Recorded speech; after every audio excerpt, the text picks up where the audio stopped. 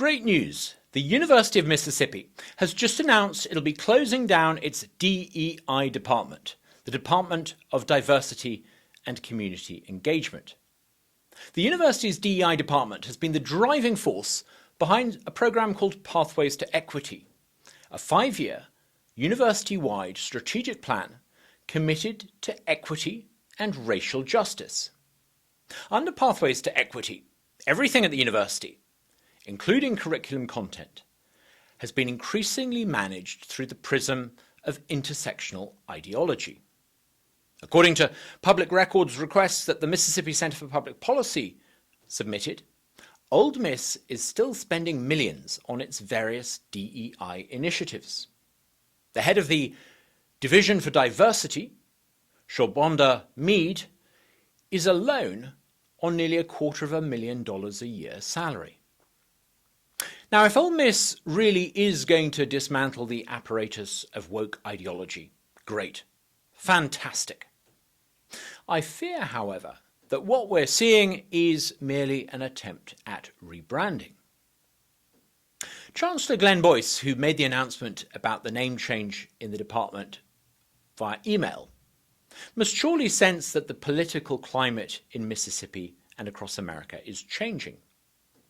Alumni are increasingly reluctant to donate to what they perceive to be woke academics who despise their values. Boyce seems to be trying to head off anti-DEI legislation here in Mississippi. Now, until now, Mississippi's liberal Senate leadership has been able to block various bills that would have tackled DEI in our public universities. However, the Senate leadership is increasingly weak, if not yet actually a lame duck. Mississippi's weak Senate leadership failed to block school funding reform in the most recent legislative session, despite their best efforts. Mississippi's weak Senate leadership is only going to get weaker in 2025 and beyond, and may not have the strength to keep on blocking anti-DEI laws. Boyce perhaps senses this, and so has perhaps cooked up a deal with the good old boys to try to head off the anti-DEI legislation that he senses is on its way. Now, governors in many nearby states have taken effective action against DEI ideology, issuing executive orders, for example. Curiously, here in Mississippi, our governors chose not to take any action against woke ideology, despite mountains of evidence that action is needed. This is puzzling, to say the least. But I suspect this too may change. The urge to appear on Fox News or get noticed by Team Trump if you're a state governor may soon exceed the desire to keep in with your local university bureaucrats. Then, of course, there's the rising generation of Republican leadership in our state. People such as State Auditor Shad White. They're clear that they want to see an end to using public money to promote divisive, race-based DEI ideology. Chancellor Boyce's move seems to me as much an attempt at deflection as it is a serious effort to root out woke ideology. What the university really wants is to head off legislation that would outlaw the promotion of an ideology that is increasingly commonplace amongst third-rate academics in our universities. This is because university administrators across America seem to have made an almost Faustian bargain with their ultra-progressive faculty. The administrators tiptoe around the cultural Marxists on campus, allowing them to promote extreme leftist ideas in return for a quiet life. University administrators have perhaps taken the approach of appeasers in feeding the woke monster in the hope that it might eat them last. This may explain why the division of diversity might be going, but it's replaced by a new division of access, opportunity, and community engagement.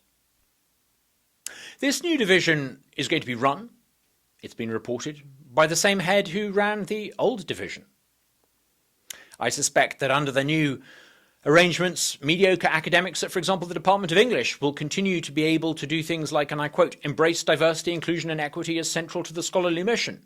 All the while, well, and I quote again, while recognising the ongoing legacies of systemic inequity within the institution of our academic field. Nothing in Boyce's announcement is going to address this. Nothing he's announced suggests he's going to get serious about rooting out these ultra-leftist academics that hold tenure in our public universities. If there's any new commitment to ensuring intellectual diversity at Ole Miss, I must have missed it. Far easier, perhaps, to keep feeding the monster than to confront it. If Boyce was serious about ending DEI, he would commit to running the university on the principle of equality, treating every person the same, not equity, the idea that outcomes should somehow be manipulated or weighted to tackle perceived or historic disadvantages. What is, however, encouraging is that Boyce and his team at the university are no longer seeking to defend DEI from first principle. In just 3 years, DEI has become indefensible in Mississippi. Here at the Mississippi Center for Public Policy, we're going to keep on punching this bruise until we see an end to this deeply divisive, toxic, extremist ideology and make sure that it is no longer being pushed on young minds using your tax dollars. The moral case for discriminating against some of today's students because of what happened before they were even born has collapsed. Mississippi's weak Senate leadership might not appreciate our efforts to end DEI, but so what? The values that we teach the next generation of young Americans is vastly more important an issue than the feelings of some here today, gone tomorrow politicians. I'm not convinced that rebranding the DEI department is going to be enough to stave off legislation. I doubt that all the free tickets to all the Ole Miss football games are going to be enough to prevent change.